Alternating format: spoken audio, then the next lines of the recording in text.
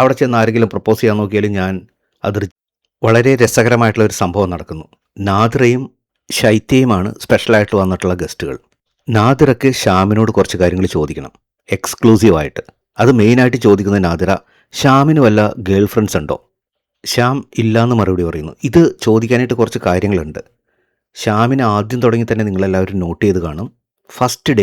First ടാസ്കിൽ പൂജയുടെ ആ ഒരു കീ എടുത്ത് ലോക്ക് തുറക്കുന്ന ടാസ്കിൽ പൂജയുടെ കയ്യിൽ നിന്ന് കീയൊക്കെ അടിച്ചു മാറ്റിയായിരുന്നു. അതിനുശേഷം പൂജ ചോദിച്ചിട്ടും കീ ഒന്നും കൊടുത്തില്ല. പൂജ അവിടെ കിടന്ന് കുറേ കഷ്ടപ്പെട്ടതെല്ലാം നമ്മൾ കണ്ടതാണ്. ഷ്യാമിൻ്റെ മറുപടിയും അതേപോലെ ആയിരുന്നു.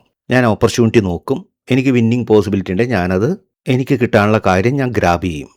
പിന്നെ രണ്ടാമത്തെ കാര്യം നാദിറ നോക്കി വെച്ചിട്ടുള്ളത്, ശ്യാം റിയാസിനോട് പറയുന്നൊരു കാര്യമുണ്ട്, ഞാൻ കുറച്ച് ഫെമിനൈൻ അല്ലെങ്കിൽ സ്ത്രൈണ സ്വഭാവമുള്ള ഒരു ആളാണ്. അപ്പം നാദിറക്ക് അതൊക്കെ ഒന്ന് ചെക്ക് ചെയ്യാൻ തോന്നിക്കാണും. നിനക്ക് ഓൾറെഡി കാമുകയുണ്ടോ? നീ ഇനി ബിഗ് ബോസ് ഹൗസിൽ ചെന്ന് കഴിഞ്ഞ് കഴിഞ്ഞാൽ അവിടെ കാമുകിമാരെ ഉണ്ടാക്കാൻ നോക്കുമോ? അതല്ലെങ്കിൽ നിൻ്റെ അടുത്ത് ഇങ്ങോട്ട് വന്ന് പ്രപ്പോസ് ചെയ്താൽ നീ എന്ത് ചെയ്യും? ഇതൊക്കെയായിരുന്നു നാദിറയുടെ കുറച്ച് ചോദ്യങ്ങൾ. ശ്യാം അതെല്ലാം രസകരമായിട്ടുള്ള രീതിയിൽ ഉത്തരം പറയുന്നുണ്ട്. എനിക്ക് കാമുകിമാരൊന്നുമില്ല, അവിടെ ചെന്ന് ആരെങ്കിലും പ്രപ്പോസ് ചെയ്യാൻ നോക്കിയാലും ഞാൻ അത് റിജക്റ്റ് ചെയ്യുള്ളൂ. പിന്നെ ഈ ലവ് ട്രാക്ക് മാത്രമല്ല സംഭവം, എനിക്ക് അതിനേക്കാൾ ഉപരി കൊടുക്കാനായിട്ട് കുറേ കണ്ടൻ്റ് ഉണ്ട്, അതിലായിരിക്കും എൻ്റെ ശ്രദ്ധ എന്നൊക്കെ ശ്യാം പറയുന്നുണ്ട്. ശ്യാം എന്തായാലും ഒരു പെക്യുലിയർ ക്യാരക്ടറാണ്, ഓഡ് വണ്ണാണ്.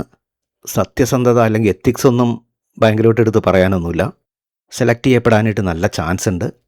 നിങ്ങളുടെ അഭിപ്രായത്തിൽ ശ്യാം സെലക്ട് ചെയ്യപ്പെടാനായിട്ടുള്ള ചാൻസ് ഉണ്ടോ? ശ്യാമിൻ്റെ ഗെയിം നിങ്ങൾ ഇഷ്ടപ്പെടുന്നുണ്ടോ?